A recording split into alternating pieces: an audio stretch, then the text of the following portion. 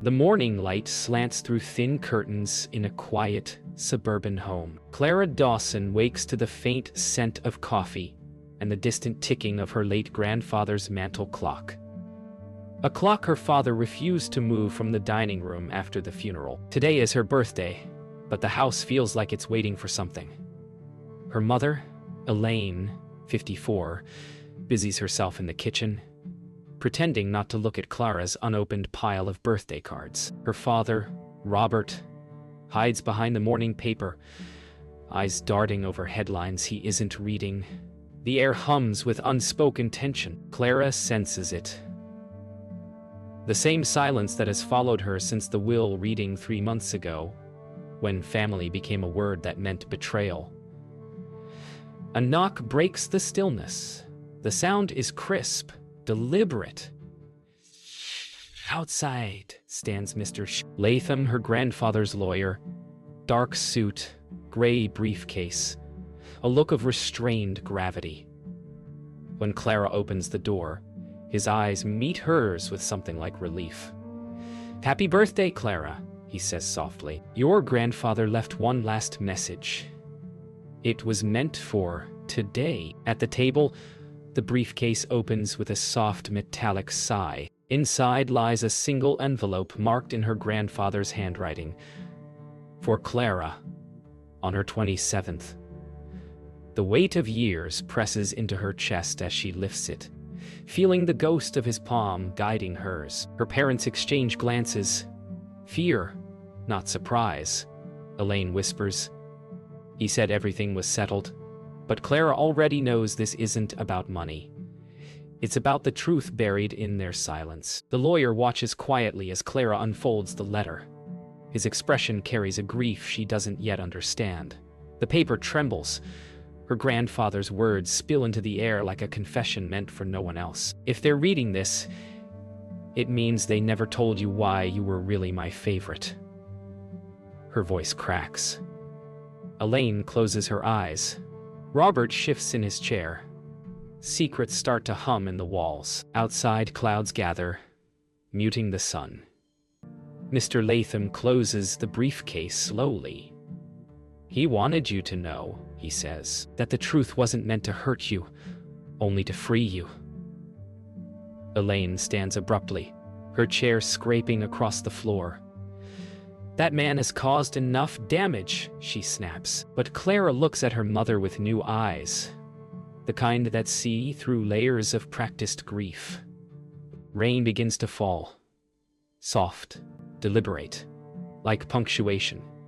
Clara stands, letter still in hand, and walks toward the window. She reads the final line silently. "When you're ready, the truth waits where it began, under the oak." Outside, the wind stirs the trees, her grandfather planted decades ago. Something in her posture shifts. Not yet resolve, but awakening. Behind her, Elaine whispers, "She was never supposed to find out." The rain has passed, leaving the yard drenched and shimmering beneath a pewter sky. Clara stands at the back door, the letter still folded in her hand, her reflection merging with the landscape beyond. The oak tree, massive and ancient, towers over the property like a sentinel of memory. She recalls being a child, climbing those branches while her grandfather watched from his porch. Always smiling, always hiding something behind that gentle gaze. Now the ground beneath it seems to hum with the weight of truth. Her parents watch her through the window, Robert's hands pressed against the glass, Elaine pale and rigid beside him. Clara steps outside, shoes sinking slightly into the wet earth, every breath tasting of rain and inheritance. Mr. Latham joins her in the yard, his shoes damp from the walk. "Your grandfather buried more than memories here," he says, voice almost tender. Clara kneels near the roots, tracing the grooves of bark with trembling fingers. "He used to tell me this tree remembers everything," she whispers. Mr. Latham nods, rainwater dripping from his coat sleeve. Then in its time it spoke. From the kitchen window, Elaine's figure flickers, a ghost trapped behind glass, unable to stop what she set in motion. They dig carefully, the soil damp, and rich with the scent of decay and rain. Each layer peeled away feels like a page turned in a family's secret history. Clara's breath quickens when the spade strikes metal. A small tin box, rusted and dented. Inside, photographs, folded letters, and a baby's hospital bracelet. Mr. Latham exhales sharply, recognition flashing across his features. "He wanted you to see this, Clara," he says softly. Her fingers tremble as she lifts the bracelet, reading the name tagged beneath smeared ink. Elaine Dawson, girl. Inside the house, Elaine collapses into a chair, head in her hands. Robert stands behind her, face drained of color. "You said they destroyed everything," he mutters. Elaine looks up, eyes wet. "He thought they did. I didn't know he kept proof." Outside, the wind rises, carrying faint laughter, the sound of Clara as a child echoing through time. The truth that her grandfather preserved was not just about inheritance, but identity. Clara sits beneath the oak, the tin box open beside her. The letters are from her grandfather, written decades apart, each one addressed to her, even before she was born. His words spill through her trembling hands. "Shall need the truth someday, not to hurt her mother, but to forgive her." Tears mix with the rain-soaked dirt on her skin. For the first time, Clara understands. She isn't the person she thought she was, and her parents' lives were built on a desperate love. Behind her, Mr. Latham removes his hat, his eyes glistening. "He trusted you to carry the weight of it," he says. "Now it's yours to decide what to do." The night settles heavy and blue. The storm has passed, but the air inside the Dawson house carries a static charge, as if words long buried are finally clawing their way to the surface. Clara enters quietly, her shoes leaving damp marks on the hardwood. She clutches the tin box like evidence of a crime she's only beginning to comprehend. Elaine sits at the table, a glass of untouched wine before her, eyes hollow. Robert lingers by the doorway, uncertain whether to speak or disappear. Clara's voice is fragile, deliberate. "You lied to me, not about money, about who I am." Elaine exhales sharply, a sound caught between a sob and a confession. Elaine's hand trembles as she reaches for the box. "He made me promise," she says, voice shaking. "I was 16. There were complications. He said no one could ever know." Clara sets the bracelet on the table. The tiny tag glints like a wound reopened. "You told me Grandpa saved me," Clara whispers. "But it was you he was protecting." Robert lowers his gaze, the silence between them thick with decades of omission. Elaine nods slowly, tears catching light. "You were his redemption, Clara."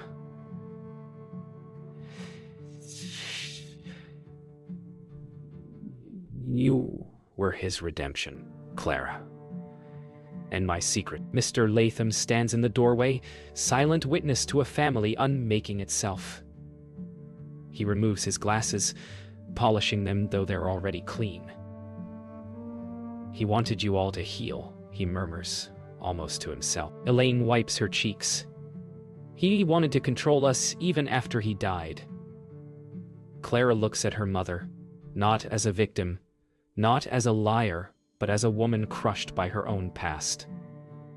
"He didn't want control," Clara says softly. "He wanted truth, to finally live here." Robert steps forward, breaking years of passive silence. "Elaine, we can't keep this buried anymore." His voice cracks. "You told me she'd never need to know."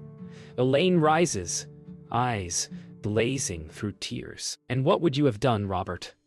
Told her I was her sister instead of her mother."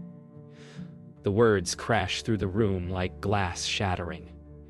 Clara staggers back, her breath stolen. "What?"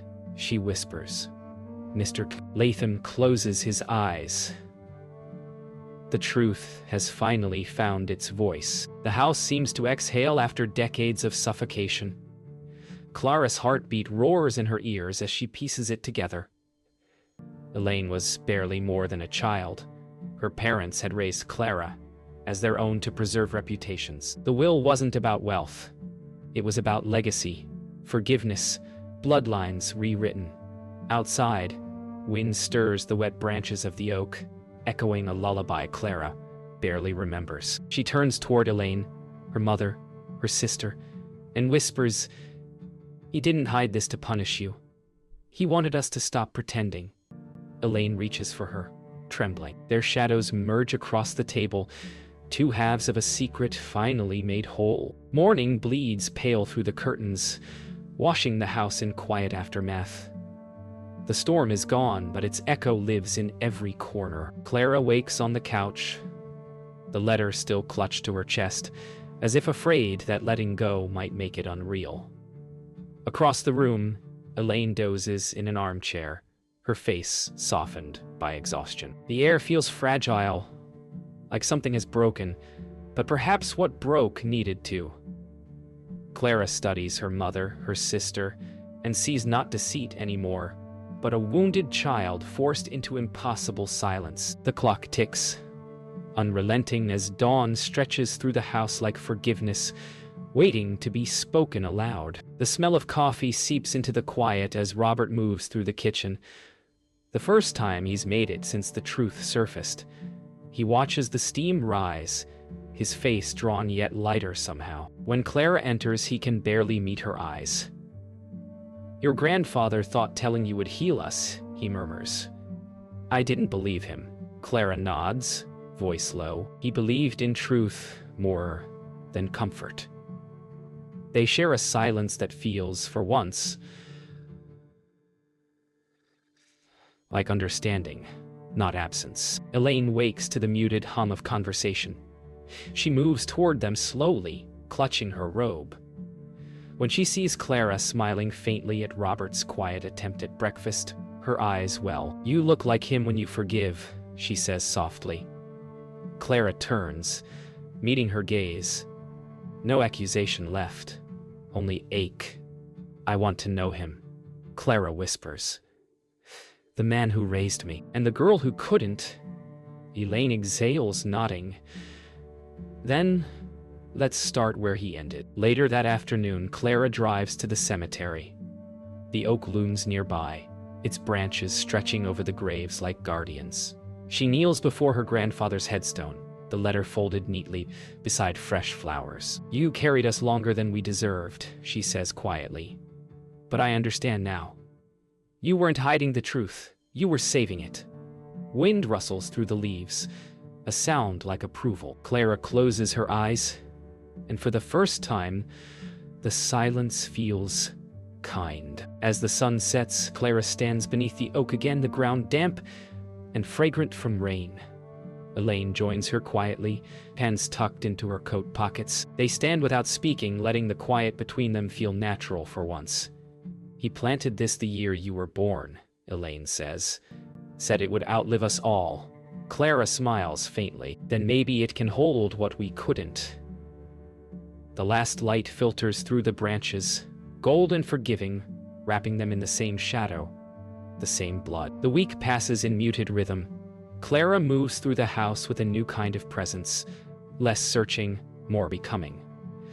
The rooms that once felt haunted now feel watchful, like old witnesses waiting to see what she'll do next. In the study, she finds her grandfather's journals, neat handwriting tracing decades of family history.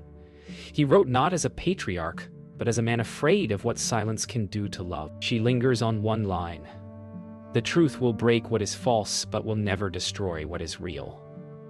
Clara closes the book, understanding that the will he left wasn't a document. It was a map. Elaine watches her daughter from the hallway, hesitant to interrupt. She holds a faded photograph in her hand, her younger self at 16, holding a newborn Clara. The image trembles in her fingers. For decades, she believed hiding the truth was protection. Now she sees it was distance. She steps into the study. "He kept everything," Clara says, not looking up. Elaine nods. "He kept me alive when I couldn't face myself." They share a silence heavy with gratitude and regret. two versions of womanhood finally meeting in the same light. Robert joins them later, his hands still carrying the scent of sawdust from fixing the porch. He stands at the doorway, eyes damp but calm. "Your grandfather wanted me to give you something," he says. From his pocket, he produces a small wooden pendant shaped like an oak leaf, its edges worn smooth. Clara takes it, tracing the grooves with her thumb. "He made this?" she asks. Robert nods. "For the daughter he never thought he'd get to raise." For the first time, Clara hugs her father, not out of obligation, but understanding. That evening, Clara walks through her grandfather's workshop, the smell of wood and varnish still lingering. The space feels alive with his presence. Chisels arranged by hand, sketches tacked to the wall, blueprints half finished. She sets the pendant on the workbench and breathes deeply. "You built everything that mattered from the truth," she whispers. She picks up a blank sheet of paper, begins sketching a tree, its branches tangled, roots deep, and writes beneath it, "For all that was buried, and for what will now grow." Later that night, the Dawsons gather at the oak. The moon spills silver light across the lawn, painting their shadows long. Clara holds the letter and the pendant, her voice steady. "He gave us this truth so it wouldn't die with him," she says. "So maybe we can grow from it." Elaine places her hand on Clara's shoulder.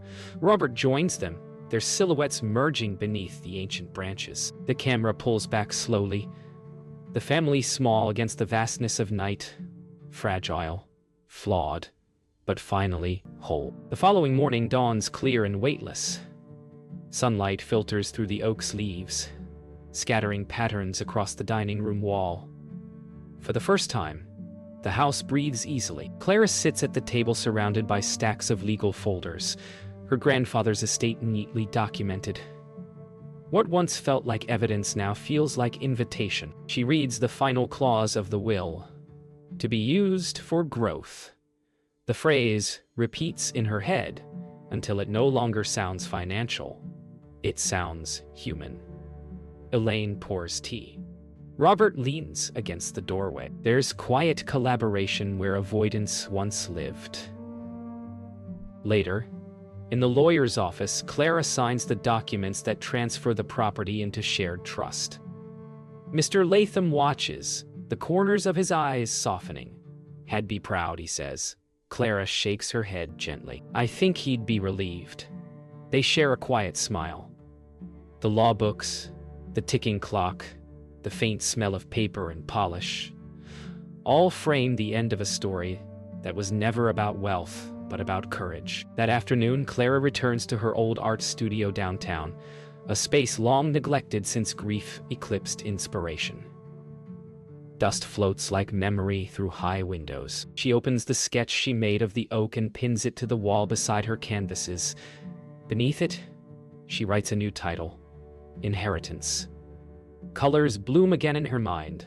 Raw umber, rain gray, the soft green of forgiveness. She begins painting, each brushstroke bridging generations. Evening.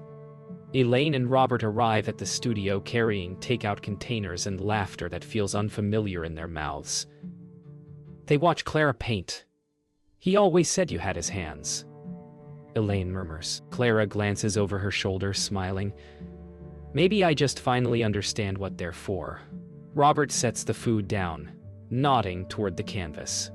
"For building, not hiding," he says. The room fills with a gentle hum, the sound of belonging rebuilt from ruin. Night settles over the city.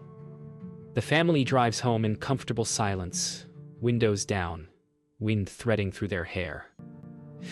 The oak looms as they turn into the driveway, lit silver by moonlight. Clara steps out first, gazing upward. The leaves shimmer, a language she now understands. "It's not about what he left," she says softly. "It's about what we grow." Elaine slips her arm around her. Robert joins, their three shadows weaving together across the grass. The camera pulls back until they're just silhouettes beneath the vast, forgiving tree. 6 months later, the house hums with gentle life again. Morning light finds its way across the old family photos, now joined by a new one. Clara at her first gallery showing. In the photograph, her painting Inheritance fills the frame behind her, branches sprawling outward in shimmering tones of green and ochre. The walls no longer hold secrets, only stories retold in color. Elaine arranges fresh flowers on the table. Robert repairs a loose chair leg, humming. Ordinary sounds of continuity. When Clara arrives, she brings pastries, laughter, and a softness none of them thought possible. At the gallery later that week, people linger before Clara's canvas. Beneath the painted oak, she's written a single line from her grandfather's journal. Truth doesn't end a family. It begins one. Mr. Latham stands beside her, pride softening his normally crisp posture. "You've done what he couldn't," he says quietly. Clara smiles. "We all did." The crowd hums around them, but the moment feels private.